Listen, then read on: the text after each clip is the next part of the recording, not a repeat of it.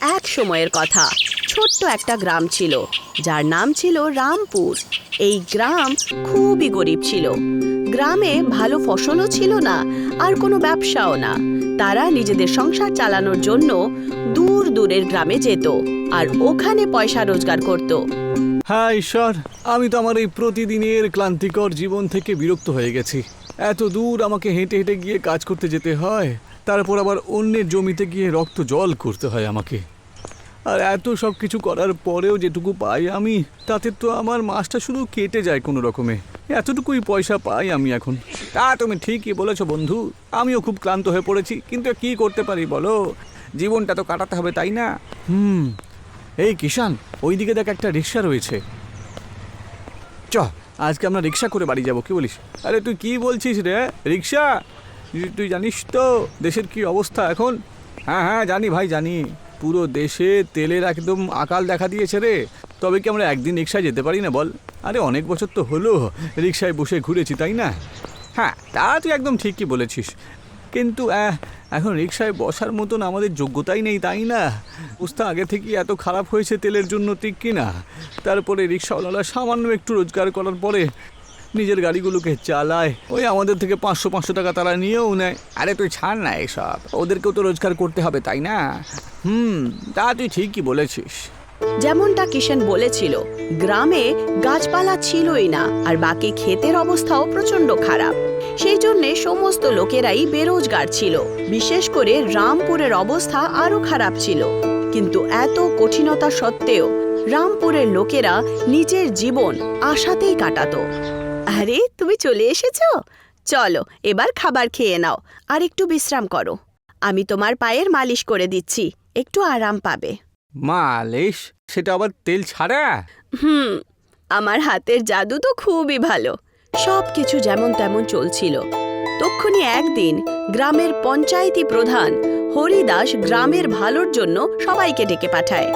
পঞ্চায়েত সমিতিতে একত্রিত হওয়ার জন্য সবাইকে ধন্যবাদ। আসলে আপনাদেরকে এখানে ডেকে আনা হয়েছে এই কারণে, আমি গ্রামের মঙ্গলের জন্য একটা যজ্ঞের ব্যবস্থা করেছি। যেমনটা আমরা সবাই জানি, গত বছর ধরে আমাদের রামপুরে না ভালো করে চাষবাস হয়েছে, না কোনো ভালো ব্যবসা ঠিক করে হলো।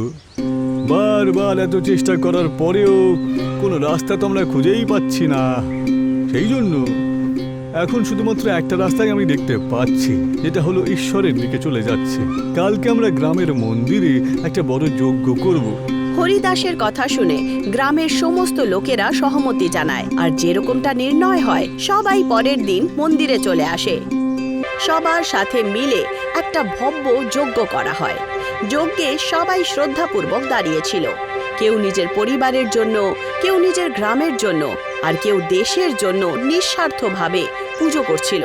তক্ষুনি হঠাৎ করে আকাশে কালো মেঘ চলে আসে। তা দেখে গ্রামবাসীরা খুব খুশি হয়ে ওঠে। ওরা ভাবে, হে ভগবান, তুমি তো সত্যি দয়ালু, আমাদের কথা শুনে ফেলেছ। এখন দেখো রামপুরেও বৃষ্টি হবে আর সমস্ত ক্ষেত সবুজ হয়ে উঠবে। সমস্ত গ্রামবাসীরা কালো মেঘ দেখে খুশি হয়, কিন্তু যখন বৃষ্টি শুরু হয় সবাই অবাক হয়ে ওঠে। আরে এটা আবার কি? এ তো জল নয়, এ তো দেখছি তেল। হে ভগবান, এইসব কি হচ্ছে? ভগবানের প্রকোপ তো নয়। সমস্ত গ্রামবাসীরা গ্রামে হওয়া আশ্চর্য বৃষ্টি দেখে অবাক হয়ে ওঠে আর ভয় পেয়ে যায়। তক্ষুনি, আরে তোমরা থামো থামো থামো। আরে আমি জানি যে তোমরা অবাক হচ্ছ আর ভয় পাচ্ছ বটে, কিন্তু আমার কথা যদি শোনো, তাই ভয় পাওয়ার কোনো দরকার নেই, এতে বুঝেছ? আচ্ছা বাবা, এ তুমি কি বলছো এসব? হ্যাঁ প্রধান মশাই, আমি একদম ঠিক বলছি। আরে এতে ভয় পাওয়ার কোনো ব্যাপারই নেই। মোহনের কথা শুনে সবাই অবাক হয়ে যায়। কেউ কিছুই বুঝতে পারছিল না।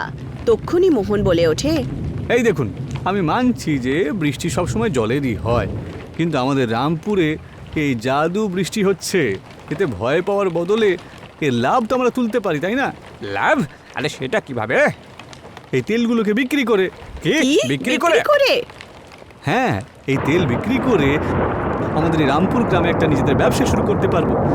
তাতে আমাদের গ্রামের সমস্ত সমস্যা দূর হয়ে যাবে। মোহনের কথা শুনে সমস্ত গ্রামবাসীরা অবাক হয়ে ওঠে আর তার সাথেই খুশিও হয়। সবাই মোহনের কথায় সহমতি জানায়। বাহ মোহন, তুমি তো সত্যি খুব ভালো কথা বলেছো। এখন রামপুর আগের মতো থাকবে না, বরং সবাই আগের থেকে আলাদা হবে, সব কিছু পাল্টে যাবে। আর আমাদের রামপুর গ্রামের নিজেদের ব্যবসা শুরু হবে, তেলের ব্যবসা। কিন্তু তার আগে আমাদেরকে এই তেলগুলোকে জমা করতে হবে আর বিক্রি করার জন্য সঠিক যোজনা বানাতে হবে, যাতে আমি তোমাদের সাহায্য করতে পারি। একদম ঠিক কথা বলেছো তুমি সুনিতা। বাহ খোকা বাহ, তোমরা দুজন সত্যি রামপুর গ্রামের ভাগ্য পাল্টানোর মতন কথা কইছো। আমি কথা দিচ্ছি তোমাদেরকে, এই যোজনাতে আমি পুরো রামপুর তোমাদের সঙ্গে থাকবে গো। অবশেষে যেটা কখনো ভাবাও হয়নি সেটা হচ্ছিল, রামপুরের ভালো দিন ফেরত এসে গেছিল। সমস্ত গ্রামবাসীরা মিলে মোহন আর সুনিতা যেই যোজনা বানিয়েছিল, সমস্ত তেল গ্রামের কুয়োতে জমা করতে শুরু করে। তার সাথেই যেই তেল মাটিতে পড়ছিল সেটাও পাইপ দ্বারা পুকুরে জমা করা হয়। বাহ, যেমনটা আমরা ভেবেছিলাম ঠিক সেটাই হয়েছে। সুনিতা, তোমার এই উপায় সত্যিই অবাক করে দিয়েছে। আমাদের কাছে এখন আগামী বছরের জন্য বৃষ্টির তেল রয়েছে, বুঝেছো? এবার দেখো আমাদের এই ব্যবসা কিরকম চলতে থাকে। তেল কুয়ো আর পুকুরে জমা করার পর মোহন নিজের বন্ধু রোহনের সাথে মিলে সেই তেলটাকে ফ্যাক্টরিতে শুদ্ধ করার প্রক্রিয়া শুরু করে। তার সাথেই সুনিতা তার প্যাকেজিং এর দিকে পুরো ধ্যান দেয়। আর দেখো, রামপুরে তেলের ব্যবসা শুরু হয়ে যায় আর রামপুরের চর্চা পুরো দেশে হতে শুরু করে। দর্শকরা, যেমনটা আপনারা দেখলেন, পেছনে যে বড় ফ্যাক্টরিটা আমরা দেখতে পাচ্ছি সেটা সেই ফ্যাক্টরি যেখান থেকে আজ সারা দেশে তেল বিক্রি করা হয়। আর এটা সেই রামপুর যেখানে এক সময় সবাই গরিব ছিল, যেখানে কখনো তেলের বৃষ্টি হয়েছিল। আজ সেই জাদুই তেলের বৃষ্টির কারণে এই রামপুরই নয়, বরং পুরো দেশের ভাগ্য সব সময়ের জন্য পাল্টে গেছে। ঈশ্বর, তোমাকে কোটি কোটি প্রণাম জানাই। আমাদের প্রার্থনা শুধু শোনোইনি তোমরা, বরং সেটাকে পূর্ণ করেছো। আর আমাদের এই রামপুর, যেটা এত বছর ধরে কেউ চিনত না, তার নাম আজকে সারা দুনিয়ায় ছড়িয়ে পড়েছে। তুমি ধন্য প্রভু, ধন্য। বাহ, রামপুরের প্রত্যেক লোকের ব্যথা আর দুর্ভাগ্য মিটে গেছিল। গ্রামের প্রত্যেক লোকেরা খুব খুশি ছিল আর নিজের কাজের ওপরে খুব গর্ববোধ করছিল। এখন রামপুরে সমস্ত বাচ্চারা ভালো স্কুলে যেত, প্রত্যেক যুবকের হাতে চাকরিও ছিল। আর রামপুরের সাথে সাথেই পুরো দেশ সমৃদ্ধ হয়ে উঠেছিল।